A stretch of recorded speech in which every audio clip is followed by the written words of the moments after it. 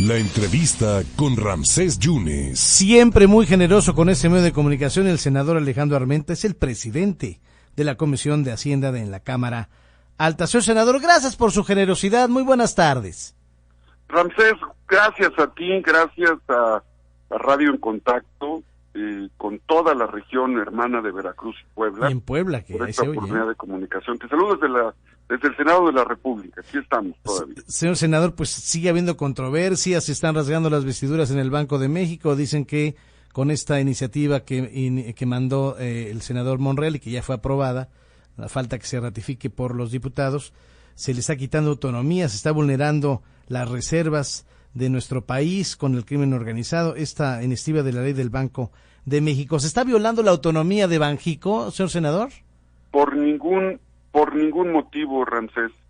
La autonomía del Banco de México queda salvaguardado porque se garantiza, con base en el artículo 20 de la ley, la facultad que tiene el banco para decidir qué monedas, qué divisas van a significar, qué divisas van a significar o van a ser parte de la Reserva Nacional.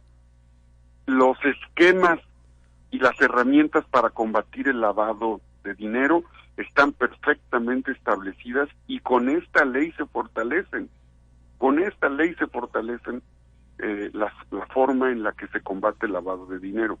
Esta iniciativa es a favor de los mexicanos, de los migrantes, miles, cientos de miles de hermanos veracruzanos, poblanos, oaxaqueños, hermanos de trabajadores migrantes de Zacatecas, de Michoacán, de Guanajuato, van a Estados Unidos, trabajan y regresan con dólares en efectivo. Sí. Una parte la regresan vía electrónica. Pero dicen que el 99% es electrónico, ¿o es falso eso, senador? Eso es falso y es la mejor muestra de desconocer las comunidades migrantes, de desconocer lo que hay en la realidad social. Yo pertenezco a un municipio migrante, Izúcar de Matamoros, Puebla. Sí.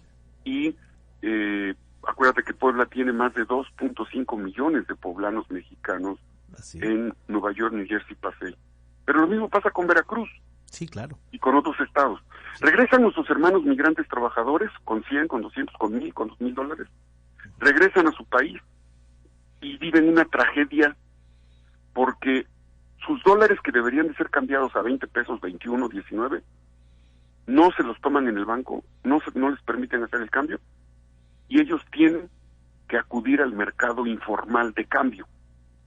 Y ahí su dólar pierde hasta el 40-50%, 10 pesos, 15 pesos, 14, 10 Así pesos. Se lo reciben con 10, 15 pesos. Claro, es injusto. No se está favoreciendo a un banco en especial, a un empresario con un banco que se dedica a esas transacciones tampoco. Bueno, nada más díganme si todos los migrantes van a un banco a hacer sus cambios. No, a donde pueden, a los bancos que hay en su localidad. Pero una más. Un argumento más que derrumba esta visión econometrista que no tiene la menor sensibilidad. Tú y tu audiencia y yo hemos acudido a un pueblo mágico. En Veracruz hay pueblos mágicos, sí, en Puebla hay pueblos. Sí. Y vamos al centro del pueblo mágico y vamos al puesto de una señora que tiene esferas o que tiene artesanías de madera, de tela, de piel, ¿verdad? Los turistas que están circulando, ¿a poco la artesana, que hay miles en el país, miles, ¿a poco la artesana saca, cuando le vas a pagar el telar, o la madera artesanal, o la joya artesanal, ¿a poco saca su terminal bancaria y le dice, por favor, ingrese su tarjeta de débito o de crédito? No, pues no. ¿Tú lo has hecho alguna vez? No, es en efectivo. Yo tampoco. ¿Tú crees que los migrantes y los trabajadores estadounidenses o los turistas que vienen de todo el mundo sacan su tarjeta y le dicen, no, pues ¿sabe qué? No, yo no le puedo pagar los dólares, saque usted una terminal bancaria? ¿Qué hace ese artesano, ese micro, pequeño, mediano empresario que hay en todo el país? Toma los dólares al tipo de cambio. Vale 20 pesos, la artesanía artesanía vale 20 pesos, $1. Sí. ¿Qué hace con ese dólar la artesana? Va al banco, no se lo toman. Va al mercado informal. Y le dan 10 pesos. Y le dan 10 pesos. Eso no lo sabe el Banco de México porque nunca van a los tianguis. El gobernador del Banco de México, como los grandes jeques de los bancos que hay en nuestro país, que son extranjeros, ¿tú crees que conocen lo que es una artesanía? Conocen las artesanías de las grandes boutiques, de estas tiendas, ¿no? Sí. No voy a dar nombres. Entonces, ¿no está en riesgo los 194,000 millones de dólares de nuestra Reserva Nacional, senador? No están en riesgo porque no tienen por qué estar en riesgo. La ley establece con claridad, y hicimos una reserva al artículo 20 de la ley del Banco de México para que el Banco de México determine el criterio, la posibilidad de que la reserva se acredite con divisas que el banco determine. Y el banco determinará la posibilidad o no. O sea, queda sujeto a la definición del banco. Ahora, ¿dónde puede haber lavado de dinero? Sí. En los bancos, en las casas de cambio. ¿Tú has ido a cambiar dólares?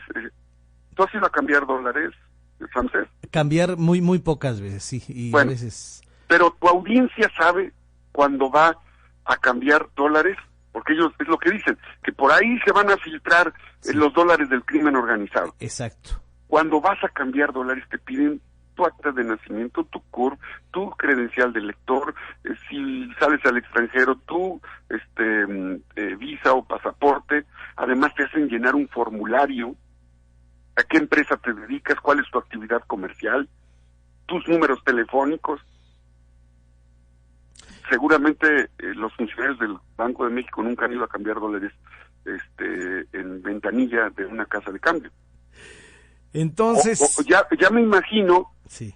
Ya me imagino, Ramsés, a un cártel formando a 1,000 personas para que cambien $300 cada uno en las ventanillas de los bancos, o en las ventanillas de un banco que no recibe $300 diarios y que no recibe más de $1,500 al mes. No, el crimen organizado opera de otra forma, y el Banco de México sí sabe dónde está la ruta del dinero que utilizan en el lavado. ¿Por qué hoy el Banco de México se opone a beneficiar a los migrantes mexicanos para un tema que es obligación del Banco de México y de las instituciones financieras regulares? ¿Por qué no el Banco de México levantó la voz cuando hubo lavado de dinero desde la Presidencia de la República? No los escuchamos, estaban bien calladitos, no decían nada. Y hubo lavado de dinero a través de la Presidencia de la República, de los Pinos, de Hacienda, del SAT, de Pemex, de la Secretaría de Energía. Todos ellos lavaban dinero a través de las empresas fantasmas. Y ahí el Banco de México no dijo nada. Y además lo he escuchado lo escuché a usted decir que Banjico pudiera estar más preocupado por lo que pudiera pensar la Reserva Federal de los Estados Unidos. Pareciera que el gobernador del Banco de México es empleado de la Reserva Federal. Lo digo con mucho respeto, Sí. No se vulnera la autonomía del Banco de México. No se vulnera la autonomía del Banco de México. Hay que leer el artículo 26 de la Constitución.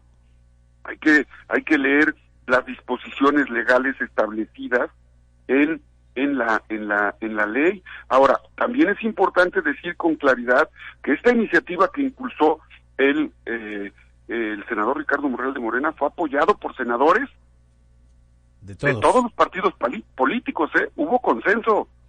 El senador Manuel Añorbe del PRI, Juan Manuel Fossi del PRD, Miguel Mancera del PRD, Nubia Magdalena Mayorga del PRI, Nadia Navarro del PAN, Lili Telles del PAN, Claudia Ruiz Massieu Salinas del PRI.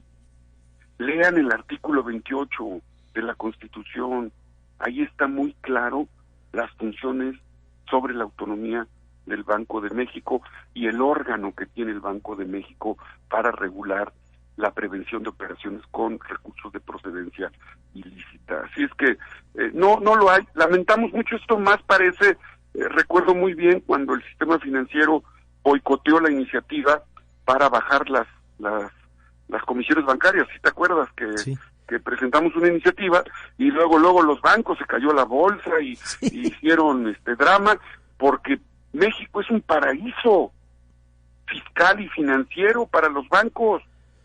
Entonces, no hay riesgo de estos 700,000 millones de pesos que llegan por parte de los 10 millones de migrantes que depositan su dinero a nuestro país. No, lo que tenemos que hacer es que los recursos que llegan por dólares de manera lícita, sí, los mexicanos que trabajaron en Estados Unidos, que son de Veracruz, de Puebla, reciban el justo valor a su sacrificio.